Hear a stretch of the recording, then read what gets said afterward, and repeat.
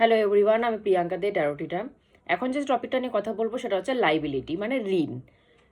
আমরা ঠাকুরকে যতটাই দিই না কেন, প্রথম কথা হচ্ছে আমাদের ঠাকুরকে দেওয়ার মতো অকাত নেই। আমরা যে ফুল জল মিষ্টিটাও দিচ্ছি তো সেটাও তারই, আমাদের বলে কিছু নেই। মিষ্টিটাও যে কিনছি তার টাকা দিয়েই কিনছি, কামাচ্ছি আমরা, কিন্তু টাকাটা তারই। এই পৃথিবীতে সব কিছুই তারই। জলটাও খাচ্ছি, যে আমরা আমরা যে জল খাচ্ছি সেটাও তারই, আমরা যে খাবার খাচ্ছি সেটাও তারই। সুতরাং আমরা যে তাকে প্রসাদ জল মিষ্টি দিচ্ছি সেটাও তারই। সুতরাং আমাদের কিছুই নেই, কিন্তু একটা জিনিস আমরা তাকে দিতে পারি। সেটা নিয়ে আমি পরে ডিসকাস করছি একটা ছোট্ট গল্পের মাধ্যমে, সেটা বুঝিয়ে দিচ্ছি। সেটা হচ্ছে শিশুপালের নাম সবাই হয়তো শুনে থাকবেন, যে শিশুপাল 100টা পাপ হবে তারপরেই তার বধ করা যাবে, 100টা পাপ না হওয়া পর্যন্ত তার বধ করা যাবে না, তার একটা বরদান ছিল। এরকম তার মায়ের সাথে রিলেটেড একটা বরদান ছিল। তো যে পরিস্থিতিতে তাকে বধ করা হয়েছিল, যে সভায় তাকে বধ করা হয়েছিল, সেই সভায় দ্রৌপদীও উপস্থিত ছিলেন।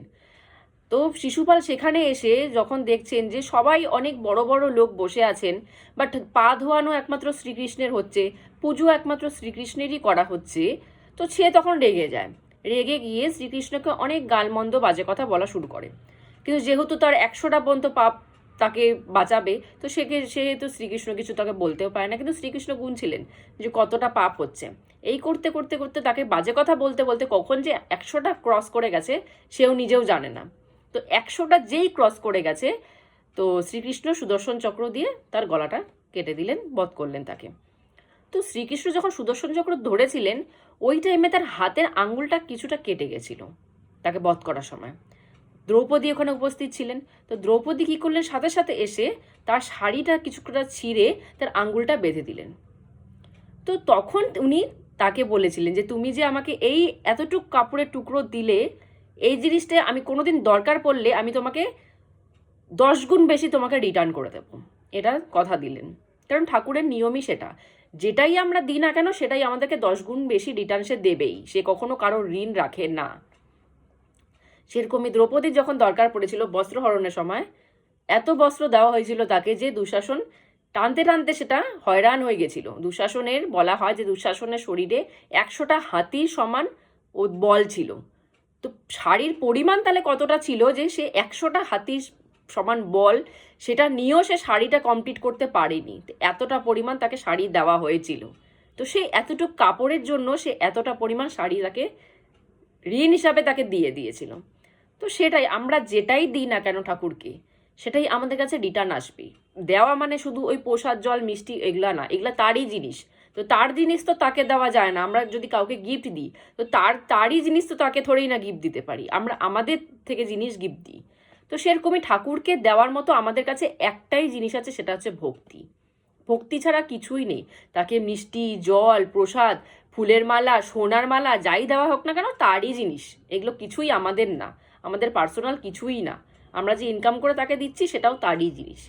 একটা মাত্র জিনিসই যেটা আমাদের সেটাই আমরা দিতে পারি, সেটা হচ্ছে ভক্তি। সেটা শুধু আমাদেরই, সেটা তার, সেখানে তার কোনো অধিকার নেই। আমাদের যে মনের মধ্যে আমরা নাম জপ করে যাচ্ছি, আমাদের মনটা তাকে সমর্পণ করছি, সেটা শুধু আমাদেরই, সেখানে তার কোনো অধিকার নেই। আমাদের ঠাকুরের একটা কথা আছে যে তোমার মাথার চুল থেকে পায়ের নখ পর্যন্ত সব কিছুতে আমার অধিকার আছে। মাথার চুল থেকে পায়ের নখ সব কিছুতে ঠাকুরের অধিকার আছে। একটা জিনিসে ঠাকুরের অধিকার নেই, সেটা হচ্ছে মানুষের মন। মানুষের মনে ঠাকুরের কোনো সময় অধিকার থাকতে পারে না। ঠাকুর সেটাকে মানে ছেড়ে দিয়েছে, খুল্লা ছেড়ে দিয়েছে, যে তোমার মনটা শুধুমাত্র তোমার আন্ডারে আছে, বাদ বাকি সব আমার কন্ট্রোলে আছে, আমার আন্ডারে আছে। আমি যখন ইচ্ছা তোমার মাথা চুলের থেকে পায়ের নখ পর্যন্ত যা খুশি আমি করতে পারি, সেটা আমার ইচ্ছা। কিন্তু মনটা শুধু তোমাকে দেওয়া হলো, এই মনটা নিয়ে তুমি যা খুশি করতে পারো। এই মনটা নিয়ে তুমি নোংরামি করতে পারো, এই মনটা নিয়ে তুমি আমার নাম ডাক করতে পারো, আমাকে কাছে টানতে পারো, এই মনটা নিয়ে তুমি আমাকে দূরে দূরে ঠেলে দিতে পারো। তো এই মনটাই শুধুমাত্র তোমার কন্ট্রোলে আছে। তো আমাদেরকে ঠাকুর জিনিস দিয়েছেই একটা মাত্র, শুধুমাত্র মনটাই দিয়েছে, বাদবাকি কিচ্ছু আমাদের না। তো এই মনটা যদি আমরা ঠাকুরকে দিই, তো সেটাই আসল দেওয়া হবে। কতটা ভোগ দিচ্ছি, কতটা পুজো দিচ্ছি, কতটা কেউ সোনার মালা দিচ্ছে, একদম ম্যাটার করে না, কিচ্ছু ম্যাটার করে না তার কাছে, কারণ সবই তার জিনিস। কিন্তু যদি শুধুমাত্র মনটা আমরা তার কাছে সমর্পণ করে দিই, সারাক্ষণ নাম জপ করি, এই মনটা দিয়ে কিন্তু নাম জপ হয়। কথা দিয়ে কিন্তু জিভ দিয়ে নাম জপ হয় না, নাম জপ কিন্তু এই মন দিয়েই হয়। তো আমরা যে সারাক্ষণ নাম জপ করি, সারাক্ষণ যদি করতেও না পারি, মিনিমাম কিছু টাইম 24 ঘন্টার মধ্যে 24 মিনিটও যদি আমরা নাম জপ করি, তাকে সেই মনটা দিয়ে ডাকি, সমর্পণ করে দিই, তাহলে সেটাই তার কাছে দেওয়া হলো।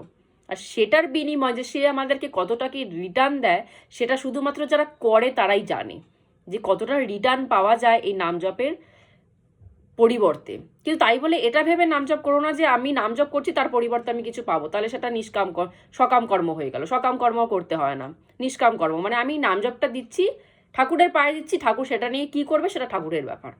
ঠাকুর আমাকে রিটার্ন দিলেও ভালো, না দিলেও ভালো, আমার করণীয় আমি করব, এটা ভেবে করতে হয় যে আমার কর্তব্য আমি করব। সন্তানকে যখন মা মানুষ করে, এটা ভেবে মানুষ করে না ঠিকই, আজকালকার দিনে আবার এটা ভেবেও মানুষ করে যে আমাদেরকে দেখবে, তখনই হয়ে যায় মুশকিল, তখনই তাদেরকে বৃদ্ধাশ্রমে যেতে হয়। কিন্তু এটা ভেবে যদি সন্তানকে মানুষ করা যায় যে আমার দায়িত্ব কর্তব্য, আমি তাকে পৃথিবীতে এনেছি, আমি তাদেরকে মানুষ করব, তারপর সে আমাকে দেখবে কি দেখবে না সেটাতে আমার কোনো অধিকার নেই। তো সেম প্রসেস এখানটাও, আমি ঠাকুরের নাম জপ করছি, তাকে আমি সমর্পণ করে দিয়েছি, তারপর সে আমাকে কি রিটার্ন দিবে কি রিটার্ন দেবে না সেটাতে আমার কোনো অধিকার নেই। কিন্তু ঠাকুর কোনো সময় কারোর জিনিস ঋণ কখনো রাখে না। যতটুকুই ঠাকুরকে দেওয়া হয় সে 10 গুণ রিটার্ন, 10 গুণ কি তারও বেশি সে রিটার্ন দেবেই দেবে। তো ঠাকুর কখনো, মানুষ ঋণ নিয়ে ভুলে যেতে পারে, ঠাকুর কখনো কারোর ঋণ নিয়ে কিন্তু বলে না, কারোর নাম জপ নিয়ে তাকে কিন্তু ভুলে যায় না।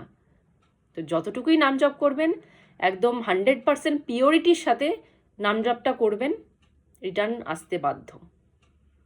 আজকের মতো এতটুকুই। জয় গুরু।